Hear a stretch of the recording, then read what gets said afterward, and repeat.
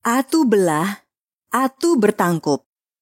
Kisah dari Provinsi Nangro Aceh Darussalam. Hari itu, si sulung membuka lumbung untuk mengambil beberapa ekor belalang. Sayangnya dia lupa untuk menutup pintu kembali. Akibatnya, belalang-belalang yang berada di dalam lumbung tersebut semuanya terbang keluar.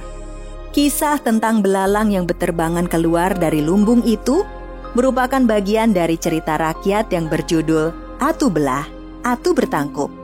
Cerita rakyat yang berasal dari Provinsi Aceh ini masih diceritakan secara turun-temurun hingga sekarang. Dahulu kala, hiduplah sepasang suami istri yang sangat miskin. Suami istri itu memiliki 2 anak laki-laki yang masih kecil. Kehidupan keluarga itu sangat prihatin. Setiap hari, suami bekerja di ladang. Jika hasil ladang tidak begitu baik, si suami berburu di hutan. Apabila beruntung, si suami akan mendapatkan seekor rusa yang gemuk. Namun, seringkali rusa sulit didapatkan. Jika demikian, maka hanya belalang yang bisa ditangkapnya. Belalang-belalang yang ditangkap disimpan di lumbung agar tidak berterbangan keluar. Pagi itu, hari ini aku akan berburu kijang. Tunggulah sampai siang, kita akan makan daging rusa sepuasnya.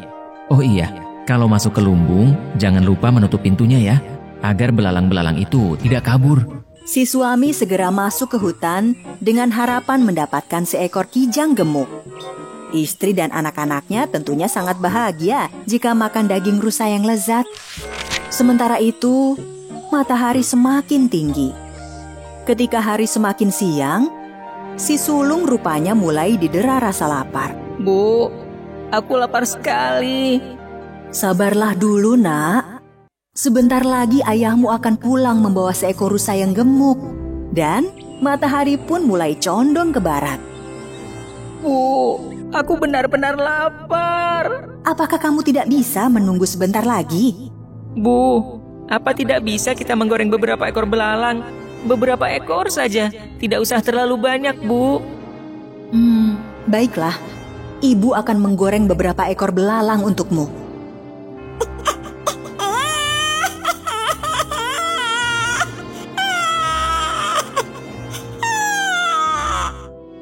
Ambillah beberapa ekor belalang di lumbung. Ibu akan menyusui adikmu sebentar. Jangan lupa menutup pintu lumbung agar belalangnya tidak kabur. Si sulung pun masuk ke lumbung. Tapi, si sulung lupa menutup pintu lumbung kembali. Si sulung tidak menemukan seekor belalang pun.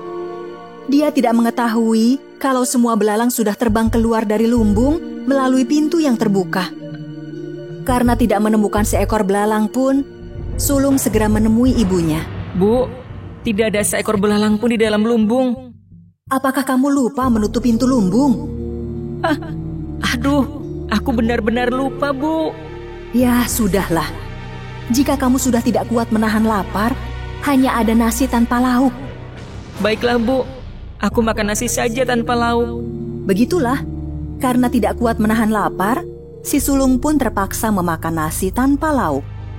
Ketika sulung tengah makan nasi tanpa lauk, ayahnya ternyata tidak menemukan seekor hewan buruan pun. Bahkan tidak seekor belalang pun ditemuinya. Karena kelelahan, si suami pun pulang ke rumah.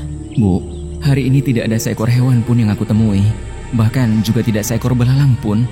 Gorenglah beberapa belalang di lumbung untuk lauk. Tapi Bang... Tapi kenapa? Aku tadi masuk ke lumbung, tetapi lupa menutup pintunya. Apa? Sudah berapa kali aku bilang agar jangan lupa menutup pintu lumbung? Aku capek-capek mencari makan untuk kita, dan kau tidak bisa menjaga apa yang sudah aku cari. Cepat, pergi dari rumah ini. Tapi Bang... Tidak ada tapi-tapian. Cepat, pergi dari rumah ini. Sang istri yang sudah mengetahui tabiat suaminya itu tidak punya pilihan lain selain pergi dari rumah. Dengan sengaja, ia menutupi kesalahan anak sulungnya. Ibu, jangan pergi.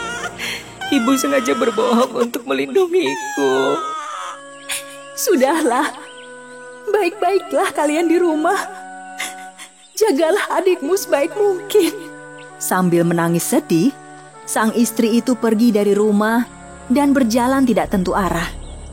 Hingga akhirnya dia beristirahat sambil bersandar di sebuah batu besar. Batu itu dikenal dengan nama Atu Belah dan akan menelan siapa saja yang bersedih di dekatnya. Hingga kemudian terasa bumi bergoncang. Batu besar itu terbelah dan menelan sang istri yang sedang bersedih. Sementara itu, si sulung dan bungsu sangat terkejut melihat ibu mereka ditelan batu besar. Diam-diam mereka telah mengikuti sang ibu yang berjalan tanpa arah. Ibu, maafkan aku yang telah menyusahkan ibu. Aku berjanji akan menjaga adik dan membesarkannya dengan penuh kasih sayang. Tiba-tiba, beberapa helai rambut keluar dari batu itu. Si sulung segera mengambil helai rambut itu dan menyimpannya. Selamat tinggal, Ibu. Kami tidak akan melupakan Ibu.